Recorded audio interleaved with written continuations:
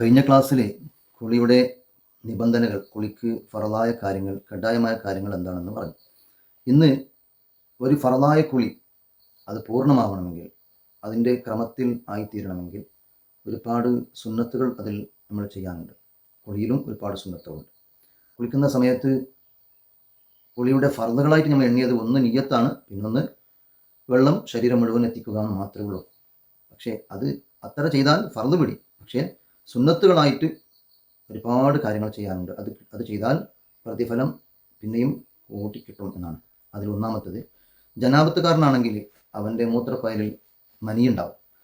പുറപ്പെട്ടത് പോയിട്ടുണ്ടാവും, ബാക്കിയെങ്കിലും കുറച്ചും ബാക്കിയുണ്ടാവും. അതൊന്നും ശരിയായിട്ട് പുറത്തായി പോകാൻ വേണ്ടി കുളിക്കുന്നതിന് മുമ്പൊന്നും മൂത്രിച്ച് കഴുകുക. ജനാപത്തുകാരനായ കുളിക്കാരൻ അവൻ എന്താക്കണം, ഇത് ചെയ്യാം. അതൊരു സുന്നത്താണ്. രണ്ടാമത്തത്, ഏത് ഫർദായി കുളിക്കുന്ന ആളുകളും കിബിലാക്ക് നേരെ തിരിഞ്ഞ് നിന്ന് കുളിക്കണം. അപ്പോൾ അതിലൊരു സുന്നത്തുണ്ട്, കിബിലാക്ക് നേരെ തിരിഞ്ഞ് നിന്ന് കുളിക്കണം. അപ്പോൾ ബാത്റൂമിൽ നമ്മൾ ആ രൂപത്തിൽ സൗകര്യപ്പെടുത്തണം എന്നായി. മൂന്നാമത്തത്, കുളിക്ക് മുമ്പ് നിയത്ത് വെക്കലോടൊപ്പം, നിയത്ത് എന്ന് പറഞ്ഞാൽ അത് മനസ്സിൽ ചെയ്യുന്നതല്ലേ, കരുതുന്നതല്ലേ, മനസ്സിൽ കരുതുന്നതാണ് നിയത്ത്. അപ്പോൾ അതോടൊപ്പം ബിസ്മില്ലാഹിർ റഹ്മാനിർ റഹീം എന്ന് ചൊല്ലുക. അപ്പോൾ ഇത് അള്ളാഹുവിൻ്റെ ഒരു നാമത്തിൻ്റെ ഒരായത്താണ്, ഫാത്തിഹ സൂറത്തുള്ള ആയത്താണ്. അപ്പോൾ ഇത് കുളിപ്പറയിൽ ചെല്ലണമെങ്കിൽ കുളിപ്പറ വൃത്തി വേണം. ചില ബാത്റൂമിൽ ടോയ്ലറ്റ് ടച്ച് ഉണ്ടാകും, അവിടെ കുളിക്കൽ തന്നെ ഒരു കറാഹത്ത് വരും. അപ്പോൾ ആ സ്ഥലത്തെല്ലാം ഈ ദിക്ർ ചെല്ലാൻ പ്രയാസമാണ്. അപ്പോൾ അതുകൊണ്ട് കുളിക്കാൻ വേണ്ടി ഒരു ബാത്റൂം വേറെ തന്നെ, ടോയ്ലറ്റൊന്ന് വേറെ തന്നെ ചെയ്താൽ ഈ സമസ്യ നീങ്ങി ഇതുപോലെ ബിസ്മില്ലാഹിർ റഹ്മാനിർ റഹീം എന്ന് പറഞ്ഞ് കുളിക്കാം. പക്ഷേ ബാത്റൂം സെപ്പറേറ്റ് ആയിട്ടും കാര്യമില്ല, ബാത്റൂം ക്ലീൻ വേണം, എന്നാലേ ഈ വചനം പറയാൻ പറ്റുകയുള്ളൂ. നാലാമത്തത്, കുളിച്ച് തീരുന്നത് വരെ നിയ്യത്ത് മനസ്സിൽ കരുതിക്കൊണ്ടിരിക്കുക. കുളി തുടങ്ങി അവസാനിക്കുന്നത് വരെ എൻ്റെ ഫറദായ കുളി ഞാൻ കുളിക്കുന്നു, എൻ്റെ ജനാബത്ത് കുളി ഞാൻ കുളിക്കുന്നു, മനസ്സിൽ ഇങ്ങനെ കരുതിക്കൊണ്ടായാൽ മതി. മനസ്സിലെന്ത് പണിയില്ലാതെ, കുളിക്കുന്നതിനെ കൈ കൊണ്ടല്ലേ, ശരീരത്തിൽ കുളിക്കുമ്പോൾ മനസ്സിലൊരു പണിയില്ല, മനസ്സിൽ ഇത് കരുതിയാൽ മതി. അവസാനം വരെ കരുതിക്കൊണ്ടിരിക്കുക. അതൊരു സുന്നത്താണ്, അതിന് കൂലി കിട്ടുന്നുണ്ട് എന്നർത്ഥം.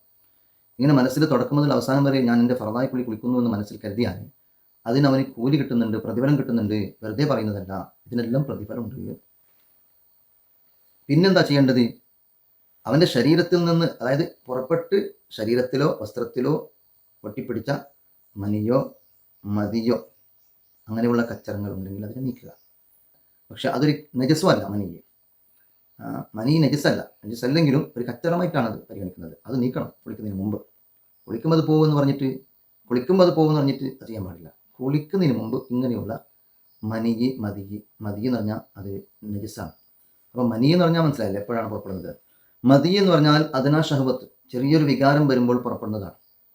അത് ചിലപ്പോൾ ഭാര്യനെ തൊടുമ്പോഴോ അല്ലെങ്കിൽ ഭാര്യയോട് സംസാരിക്കുമ്പോഴോ ഭാര്യയെ നോക്കുമ്പോഴോ ഉണ്ടാകുന്ന ഒരു വികാരമാണ്. ആ സമയത്ത് പുറപ്പെടുന്നതിനേക്കാണ് മതി എന്ന് പറയുന്നത്.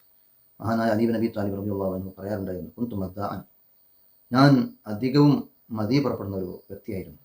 കുന്തു ഉലാഇബു ഇബ്നത്ത് നബി സല്ലല്ലാഹു അലൈഹി വസല്ലം, ഞാൻ നബി സല്ലല്ലാഹു അലൈഹി വസല്ലം തങ്ങൾ മോൾ ഫാത്തിമയോട് കൂടെ കളിക്കാറുണ്ടായിരുന്നു.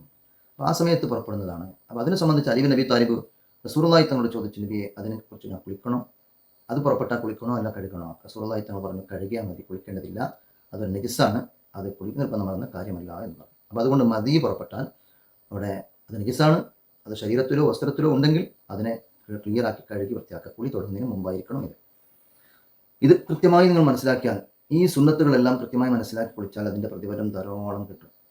മതി പുറപ്പെടുന്നത് അങ്ങനെയാണ്. അപ്പോൾ 3 വസ്തുവാണ് പുറപ്പെടുന്നത്. ചിലപ്പോൾ മൂത്രം 4 ഉണ്ടാവും അല്ലേ. ദ്വാരത്തിലൂടെ മൂത്രം പുറപ്പെടും, മനി പുറപ്പെടും, മതി പുറപ്പെടും. അതേപോലെ തന്നെ വതി എന്ന് പറഞ്ഞിട്ടൊന്നുണ്ട്. അതെന്താണ്? അത് കനമുള്ള വസ്തുവിനെ ചുമന്നിട്ടോ അല്ലെങ്കിൽ നല്ല കഷ്ടപ്പെടുന്ന വളരെ പ്രയാസമുള്ള ജോലി ചെയ്തിട്ട് നല്ല തടിക്ക് അധ്വാനമായി ആ സമയത്ത് വന്ന് മൂത്രിക്കുന്ന സമയത്ത് മൂത്രത്തിൻ്റെ ആദ്യമോ അല്ല അവസാനമോ ദ്രവം പോലെ പോകും. അതിനേക്കാണ് വതി എന്ന് പറയുന്നത്. അതും നജസ്സാണ്. അത് പിന്നെ ഇവിടെ പറയേണ്ട ആവശ്യമില്ല, കാരണം ഇവിടെ വികാരത്തിൻ്റെ സമയത്താകുമ്പോൾ ജനാപത്തല്ലേ, അപ്പോൾ അത് വരുള്ളൂ. ഇനി വതി വന്നാലും അത് കഴുകി വൃത്തിയാക്കണം എന്ന് തന്നെയാണ് നിയമം. കുളിക്ക് മുമ്പ് മിസ്വാക്ക് ചെയ്യുക, നല്ല ബ്രഷ് തേക്കുക, മിസ്വാക്ക് ചെയ്യുക കുളിക്ക് മുമ്പ്. പിന്നെ വായിൽ വെള്ളം കുപ്പിക്കുക, കുളിക്ക് മുമ്പ് വായിൽ വെള്ളം കുപ്പിക്കുക, മൂക്കിൽ വെള്ളം കയറ്റി ചുറ്റുക. ഇതും കുളിക്ക് മുമ്പ് ചെയ്യാൻ സുന്നത്തായ കാര്യമാണ്. പിന്നെ അത് കഴിഞ്ഞിട്ടാണ് ഒരു കാമിലായ ഉളു എടുക്കണം എന്ന് പറയുന്നത്. ഇത് പലപ്പോഴും പല സമയത്തും നമ്മൾ ശ്രദ്ധയിൽപ്പെട്ടു പോകാത്ത കാര്യമാണ്. കുളിക്കുന്നതിന് മുമ്പ് ഒരു കാമിലായ ഉളു എടുക്കണം. കാമിലായ ഉളു എന്നായിരിക്കണം, ഇസ്ബാഹുൽ വുളു, വുളുവിൻ്റെ സുന്നത്തുകളെല്ലാം ഉപയോഗിച്ചിട്ടുള്ള കുളി, വുളുവിൻ്റെ സുന്നത്തുകളെല്ലാം ഉപയോഗിച്ചിട്ടുള്ള വുളു അതുണ്ടാവണം. അപ്പോൾ കുളിക്ക് മുമ്പ് ഒരു കാമിലായ വുളു എടുക്കണം എന്ന് ആണ് ഇതിൽ പറഞ്ഞ അർത്ഥം. എന്നാൽ ആ വുളു തുടക്കത്തിലാവണോ അവസാനത്തിലാവണോ? അല്ല, തുടക്കത്തിലാവലാണ് ഏറ്റവും ശ്രേഷ്ഠത. അപ്പോൾ തുടക്കത്തിലായാൽ ആ തുടക്കത്തിൽ വുളു എടുത്താൽ നല്ല വുളുവോട് കൂടെ ഒരു കുളി ഉണ്ടാവും. അപ്പോൾ ഒരു സംശയം വരും, തുടക്കത്തിൽ വുളു എടുത്താൽ ആ വുളു നിലനിർത്തണോ വേണ്ടേ? നിലനിർത്തണം. കുളി തീരുന്നത് വരെ ആ വുളു വേണം. അതെന്താക്കാൻ പാടില്ല? മുറിയുന്ന കാര്യങ്ങൾ ഉണ്ടാക്കാൻ പാടില്ല. ആ സമയത്ത് വുളു എടുത്ത് കഴിഞ്ഞിട്ട് കുളിക്കുന്ന സമയത്ത് പല സ്ഥലത്തും തേച്ച് കഴുകേണ്ടി വരും. അതിൽപ്പെട്ടതാണ് മുൻദ്വാരം പിൻദ്വാരം. അപ്പോൾ മുങ്കയിൻ്റെ പള്ള കൊണ്ട് മുൻദ്വാരത്തെ തൊട്ടാൽ മുറിയുമെന്ന് പഠിച്ചതല്ലേ. അപ്പോൾ കുളിക്കുന്ന സമയത്ത് ഈ വുളുവിനെ ദായിമാക്കൽ അങ്ങനെ. അപ്പോൾ അതിന് ഒരു പണിയുണ്ട്. വസ്ത്രത്തിൻ്റെ മുകളിൽ കഴുകിയാൽ മതി. ആ സ്ഥലം തേക്കൽ വസ്ത്രത്തിൻ്റെ മുകളിലായിട്ട് നമ്മൾ സ്കിന്ന് അതിൻ്റെ തട്ടാത്ത രൂപത്തിൽ തേച്ചാൽ മതി, പ്രശ്നമൊന്നുമില്ല. കാരണം അഴുക്കുകളെല്ലാം എന്നെ വൃത്തിയാക്കിയിട്ടുണ്ടല്ലോ, അപ്പോൾ പ്രയാസമൊന്നുമില്ല, അങ്ങനെ ചെയ്യാം. അപ്പോൾ കുളിയുടെ തുടക്കം മുതൽ അവസാനം വരെ വുളു നിത്യമാക്കുക. ശരീരത്തിൽ ഒട്ടിച്ചൊളിഞ്ഞ സ്ഥലങ്ങളെ സൂക്ഷിച്ച് കഴുകുക.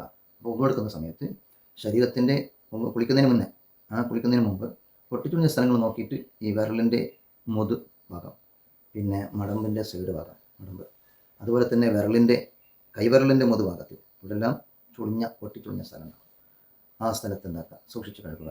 അതിൽപ്പെട്ടതാണ് ചെവിൻ്റെ ഉള്ളും പുറവും ശരിക്കും സൂക്ഷിച്ച് കഴുകുക. ത്വക്ക് മുടി ഉണ്ടെങ്കിലും ഇല്ലെങ്കിലും ത്വക്ക് ഭാഗം ഒന്ന് പ്രത്യേകമായി സൂക്ഷിച്ച് കഴുകണം. അതേപോലെ തന്നെ അധിക ആളുകളുടെയും പൊക്കിൾ കുറച്ച് ഉള്ളിലേക്ക് പോയിട്ടുണ്ടാവും. അപ്പോൾ ആ സ്ഥലം വരെ വെള്ളം എത്തിക്കുക, അവിടെ വൃത്തിയാക്കുക. അത് സുന്നത്തായ ഭാഗമാണ്. തലൻ്റെ മുടി ചിക്കകറ്റുക. അത് വലിയ മുടി കെട്ടുണ്ടെങ്കിൽ ചിക്കകറ്റണം. അതോടുകൂടെ അതിൻ്റെ മുടിൻ്റെ മൊരടുകൾ അതിലേക്ക് വെള്ളത്തിക്കണം. ചിലപ്പോൾ എണ്ണ ഇട്ടിട്ടുണ്ടെങ്കിൽ തലക്ക് ആ എണ്ണയുടെ പസ കൊണ്ട് ചിലപ്പോൾ ചില സമയത്ത് വെള്ളം എത്തിയില്ലെങ്കിൽ അവിടെ സോപ്പോ മറ്റോ ഇട്ട് ആ എണ്ണയുടെ അംശം എടുത്ത് പിന്നെ വെള്ളം ഒഴിക്കുക. ആ സ്ഥലത്തല്ലേ വെള്ളത്തിക്കുക. തലയുടെ മുടി വളരെ ശ്രദ്ധിക്കേണ്ട കാര്യമാണ്. മഹാനായ അലി ബിൻ അബി ത്വാലിബ് റളിയല്ലാഹു തആല അൻഹു ഈ റസൂലുള്ളാഹി തങ്ങൾ കുളിയുടെ ഗൗരവം പറഞ്ഞപ്പോൾ അതിൻ്റെ ശേഷം തലമുടി വെച്ചിട്ടില്ല എന്ന് കളഞ്ഞതാണ്. കാരണം ഞാൻ ഭയപ്പെടുന്നു, എൻ്റെ ശരീരത്തിൽ എൻ്റെ തലയിൽ ഒരു മുടി ജനാപത്തായി ബാക്കിയായി പോയാൽ നാളെ നരകത്തിലായി പോകുമെന്ന് പേടിച്ച് അലി ബിൻ അബി ത്വാലിബ് റളിയല്ലാഹു അൻഹു തലമുടി മുഴുവനും കളഞ്ഞിട്ടാണ് പിന്നീട് ജീവിച്ചത്. അത്രയും ശ്രദ്ധിക്കണം. കുളിക്കുന്ന സമയത്ത് നിർബന്ധമായ കുളിക്കുമ്പോൾ അതാണാവട്ടെ പെണ്ണാവട്ടെ തലൻ്റെ മുടി മുഴുവനും ചിക്കകറ്റി വെള്ളം ഓരോ മുടിൻ്റെ ഇടയ്ക്ക് വെള്ളം എത്താനും, എന്നിട്ട് മുടിൻ്റെ മുരട് അത് മുളക്കുന്ന സ്ഥലത്തേക്ക് ശരിക്കും വെള്ളം എത്താനും ശ്രമിക്കണം.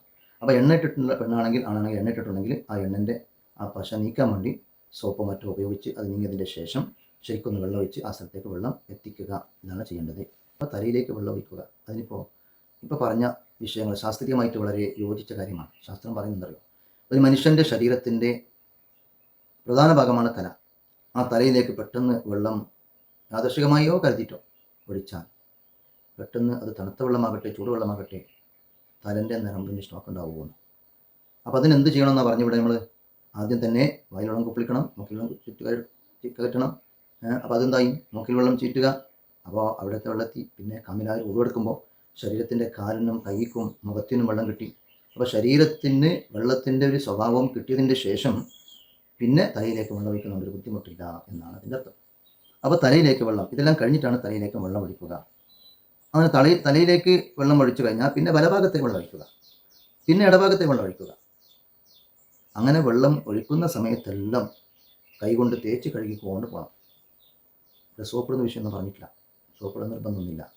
പക്ഷേ വൃത്തിയാവണമെങ്കിൽ അത് ചിലപ്പോൾ വേണമെങ്കിൽ അത് ഉപയോഗിക്കണം.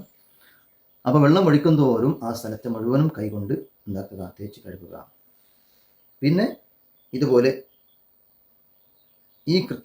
ഇത് പറഞ്ഞതുപോലെ കൃത്യമായിട്ട് എടുക്കുക. ആദ്യം എന്ത് ചെയ്യണം, പിന്നെ എന്ത് ചെയ്യണം എന്ന് പറഞ്ഞില്ലേ, അതുപോലെ തന്നെ ചെയ്താൽ മതി. അങ്ങനെ കുളിക്കേണ്ടത്. ഇനിയിപ്പോൾ ഇതിനെ അപ്പുറപ്പുറാക്കിയിട്ട് മൂത്തിരിക്കുന്നത് ലാസ്റ്റിലും, കിബിലാത്ത് ഇടുന്നത് പിന്നെ മധ്യത്തിലും, ബിസ്മി എഴുതുന്നത് അവസാനത്തിലും ഇങ്ങനെ ആവാൻ പാടില്ല. പറഞ്ഞതുപോലെ തന്നെ ആവണം. ഈ തർത്തീബാക്കി ഈ വഴിയായി പറഞ്ഞതുപോലെ ഒരാൾ ചെയ്താൽ കുളിയുടെ പൂർണ്ണമായ സുന്നത്തടക്കമുള്ള പൂർണ്ണമായ രൂപമാക്കും. ഇതെല്ലാം പറയുന്ന ഈ കാര്യങ്ങളെല്ലാം ഗ്യാപ്പ് വിടാൻ പാടില്ല. ഒന്നായതിൻ്റെ ശേഷം ഒന്ന് പെട്ടെന്ന് എത്തിക്കണം.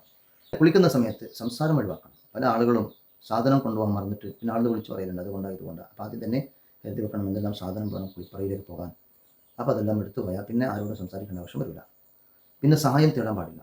സ്വന്തമായി എല്ലാ നിലക്കും കുളിക്കാൻ കഴിയുന്ന ഒരാൾ കുറച്ചും വെള്ളമൊഴിക്ക് ഭാര്യനെ വിളിച്ചിട്ട് പറയലുണ്ട് ചിലപ്പോൾ, പിന്നെ മുതിലേക്ക് വെള്ളമൊഴിക്ക്, കൈക്ക് വെള്ളമൊഴിക്ക്, അങ്ങനെ പറയാൻ പാടില്ല. സാധിക്കാത്ത വശം പിന്നെ ആരെ സഹായം തേടാനല്ലാതെ സ്വന്തമായിട്ട് ചെയ്യാൻ കഴിയുന്നുണ്ടെങ്കിൽ സഹായം തേടാതിരിക്കലാണ് സുന്നത്ത്. പിന്നെ കുളിച്ച് ഇതിൻ്റെ ശേഷം ബാത്റൂമിൽ തന്നെ പിന്നെ തോർത്തിട്ട് വരുന്ന സ്വഭാവമുണ്ട്. അപ്പോൾ കുളിച്ചിട്ട് വരുമ്പോൾ കുഴയാൻ പാടില്ല, വെള്ളം ഇരിക്കണം, തടിയിരിക്കട്ടെ, നല്ലതാണ്. ഇനി തോർത്തിട്ട് ഡ്രൈ ആക്കിയിട്ട് വരുന്നത് സാധാരണ നമ്മൾ കാണുന്നുണ്ട്, ടർക്കി അതിരിക്കാനുള്ളത് ചിലപ്പോൾ തോർത്താതിരിക്കലാണ് നല്ലത്. അങ്ങനെ തോർത്തേണ്ട ചില തണുപ്പോ ചളിയോ പനിയോ ഉണ്ടെങ്കിൽ വെള്ളം തട്ടിക്കാൻ പാടില്ല, നിർബന്ധമായിട്ട് കുളിച്ചതാണ് എങ്കിൽ അവിടെ പെട്ടെന്ന് തോർത്തെടുക്കാം. അതിനൊന്നും പ്രയാസമില്ലെങ്കിൽ തോർത്താതിരിക്കുക, കുടയാതിരിക്കുക. ഇനി കുളിക്കാനുള്ള വെള്ളം എത്ര വേണോ അത് ഏകദേശം 3 ലിറ്റർ വെള്ളം മതി കുളിക്കാൻ. ശരിക്കും ശ്രദ്ധിച്ചാൽ മതി. ഒരു ടാങ്കി വെള്ളം തീർക്കുന്ന ആളുകളുണ്ട് കുളിക്കാൻ വേണ്ടി. ബാത്റൂമിൽ പോയാൽ 1.5 മണിക്കൂർ കുളിക്കലുണ്ട്. പക്ഷെ അതെല്ലാം ഇസ്രാഫിൽപ്പെടും. കുളിക്കാൻ വേണ്ടിയ വെള്ളം 3 ലിറ്റർ വെള്ളം. കുളിക്കുന്നതിന് മുമ്പ് വാജിബായ കുളിയാണെങ്കിൽ കുളിക്കുന്നതിന് മുമ്പ് ജനാപത്തുകാരനോ ഹൈദോ നിഫാസോ ഉള്ള പെണ്ണാണെങ്കിൽ കുളിക്കുന്നതിന് മുമ്പ് ശരീരത്തിൻ്റെ അവിഭാജ്യ ഘടകമായ മുടി, ഉഗർ, രക്തം ഇതെടുക്കാൻ പാടില്ല. കുളിക്കുന്നതിന് മുമ്പ് മുടിയെടുക്കാൻ പാടില്ല. കുളി നിർബന്ധമായതിൻ്റെ ശേഷം, ഹൈദരക്തം മുറിഞ്ഞതിൻ്റെ ശേഷം, പ്രസവരക്തം മുറിഞ്ഞതിൻ്റെ ശേഷം, അല്ലെങ്കിൽ ജനാപത്ത് ആയതിൻ്റെ ശേഷം കുളിക്കുന്നതിന് മുമ്പായിട്ട് മുടിയെടുക്കാൻ പാടില്ല, നഖം ഉഗറെടുക്കാൻ പാടില്ല. അതേപോലെ തന്നെ ടെസ്റ്റിന് രക്തം കൊടുക്കാൻ പാടില്ല. ടെസ്റ്റിന് ഇപ്പോൾ ഷുഗർ ടെസ്റ്റിന് രക്തം കൊടുത്ത് വരുന്നത് പിന്നെ വന്നിട്ട് ജനാപത്ത് കുളിക്കുന്നത് പാടില്ല. കാരണം ശരീരത്തിൻ്റെ അവിഭാജ്യ ഘടകമായ ഒരു ഭാഗമാണ് പുറത്തു പോകുന്നത്. അത് ജനാപത്തായിട്ട് പോയാൽ നാളെ മഹ്ശറിൽ അതിൻ്റെ പ്രയാസം അനുഭവിക്കേണ്ടി വരും. ഉദുവെടുക്കാനോ അല്ലെങ്കിൽ വായിലുള്ള കുപ്പിക്കാനോ മൂക്കിലുള്ള കയറ്റി ചുറ്റാനോ കുളിൻ്റെ ആദ്യത്തിൽ മറന്നു പോയിട്ടുണ്ടെങ്കിൽ അല്ലെങ്കിൽ നഷ്ടപ്പെട്ടു പോയിട്ടുണ്ടെങ്കിൽ അതിന് അവസാനത്തിൽ കൊണ്ടെടുക്കാം, പ്രശ്നമില്ല. അതൊരു സുന്നത്ത് തന്നെയാണ്. പ്രധാനമായി പറയാനുള്ളത് കുളിപ്പറ എന്ന് പറഞ്ഞാൽ അത് ആർക്കും കാണാത്തൊരു സ്ഥലമായിരിക്കണമെന്നല്ലോ വിഷയം. നമ്മൾ കുളിക്കുമ്പോൾ കാണാൻ പാടില്ല. നബി സല്ലല്ലാഹു അലൈഹി വസല്ലം തങ്ങളുടെ കാലത്ത് ഒരു സ്വഹാബി, അന്ന് അവരുടെ ബാത്റൂം അത്രേ സൗകര്യമുള്ളൂ, കുളിച്ചുകൊണ്ടിരുന്നു. ഈത്തപ്പഴത്തിൻ്റെ വല കൊണ്ടുണ്ടാക്കിയ ഒരു ഷെഡാണ്. അപ്പോൾ കുളിക്കുന്ന സമയത്ത് അതിൻ്റെ ഉള്ളിലൂടെ പുറത്ത് നടക്കുന്ന ഒരാൾക്ക് ഇയാളുടെ ശരീരം കണ്ടു.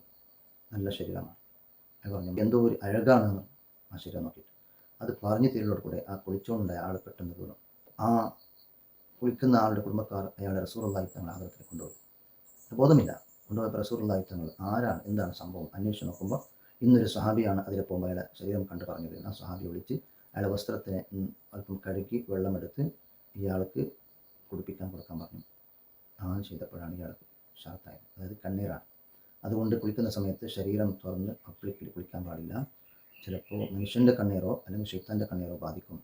ബാത്റൂമാണെങ്കിൽ ഫുള്ളായിട്ട് ബന്ധായതായിരിക്കണം, ആർക്കും കാണാത്ത രൂപത്തിലായിരിക്കണം. പെണ്ണുങ്ങളാകുമ്പോൾ പ്രത്യേകിച്ചും ജനൽ പോലത്തെ ബാത്റൂമിൽ ഉണ്ടെങ്കിൽ തന്നെ അതിനെ തുണി വെച്ച് ബന്ധ ചെയ്ത് എന്താക്കണം, കുളിക്കണം. അങ്ങനെ കുളിക്കുന്ന സമയത്ത് ആരും കാണാത്ത സ്ഥലത്ത് കുളിക്കുമ്പോഴും അവർത്ത് മറക്കണം.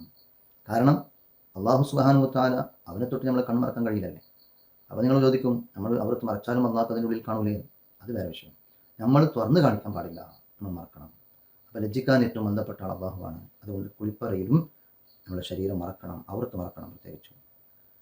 അപ്പോൾ കുളിയെല്ലാം കഴിഞ്ഞതിന് ശേഷം ദിക്ർ, ദുആ, അത് വുളൂഇൻ്റെ ദിക്ർ ദുആ തന്നെയാണ്, ദ്വാരുന്നാൽ മതി. അങ്ങനെ മൊത്തത്തിൽ കുളി റെഡിയായി. ഇങ്ങനെ കുളിയുടെ ഓരോ കാര്യങ്ങളും 3 പ്രാവശ്യം ചെയ്യുക. അതേപോലെ തന്നെ മെൻസസോ അതല്ലെങ്കിൽ നിഫാസോ പ്രസവരക്തമോ ഹൈദരക്തമോ പുറപ്പെട്ട പെണ്ണാണെങ്കിൽ അവളുടെ മുൻദ്വാരത്തിൽ ചെറിയൊരു വാസന ഉണ്ടാകും. അപ്പോൾ കുളിച്ചിട്ട് അവിടുത്തെ സ്ഥലത്തെല്ലാം വൃത്തിയാക്കിയതിന് ശേഷം അവൾ കുറച്ചും അത്തർ അവിടെ പുരട്ടണം, ആ മണം പുറത്തേക്ക് വരാതിരിക്കാൻ വേണ്ടി. ഇങ്ങനെ കൃത്യമായ നിലയ്ക്ക് ഈ പറഞ്ഞതുപോലെ ഒരാൾ കുളിക്കുകയാണെങ്കിൽ അവൻ്റെ കുളിക്ക് ഒരുപാട് പ്രതിഫലങ്ങളുണ്ടാകും, ഒരുപാട് ബുദ്ധിമുട്ടുകൾ നീങ്ങിപ്പോകും, ശൈത്താനിയത്തിൻ്റെയും ഇൻസാനിയത്തിൻ്റെയും ഷർറുകൾ നീങ്ങിപ്പോകും. ഇങ്ങനെയാണ് കുളിക്കേണ്ടത്, നിർബന്ധമായ കുളി. അപ്പോൾ ഇങ്ങനെല്ലാം കുളിക്കാൻ വേണ്ടി നമുക്ക് ഒരു സാ വെള്ളം മതിയാവുമോ? മതിയാക്കാൻ കഴിയും. അത് ശ്രമിച്ചാൽ മതിയാക്കാൻ കഴിയും. അതുകൊണ്ട് ഒരു സാന്ന് ഒരു മിതമായ വെള്ളം പറഞ്ഞതാണ്, കുറച്ച് ജാസ്തി കുടിക്കാൻ പ്രശ്നമൊന്നുമില്ല. പക്ഷേ ടാങ്കി വെള്ളം മുഴുവനും തീർക്കുന്ന ചില കുളിക്കാറുണ്ട്. ആ കുളിക്കാർ, അതായത് കുളിക്കുന്നവർ അത് അവർ ശ്രദ്ധിക്കണം. കാരണം ഇസ്രാഫിൻ്റെ ഭാഗമാകും. സ്വന്തം വെള്ളമാണെങ്കിലും കണക്കിന് അധികമായി പോയാൽ കറാഹത്ത് വരും. ഇനി വഖഫിൻ്റെ വെള്ളമാണെങ്കിൽ കണക്കിന് അധികമായി പോയാൽ ഹറാമായിട്ട് വരും. ഇത് ഒരു കുളിയുടെ പൂർണ്ണമായ രൂപമാണ്. ഇതേ പ്രകാരം കുളിച്ചാൽ നമുക്ക് നല്ല പ്രതിഫലം, കുളിയുടെ ക്രമങ്ങളുമായി ശരീരം വൃത്തിയായി അള്ളാഹുവിൻ്റെ ഭാഗത്തുനിന്ന് പ്രതിഫലവും കിട്ടി.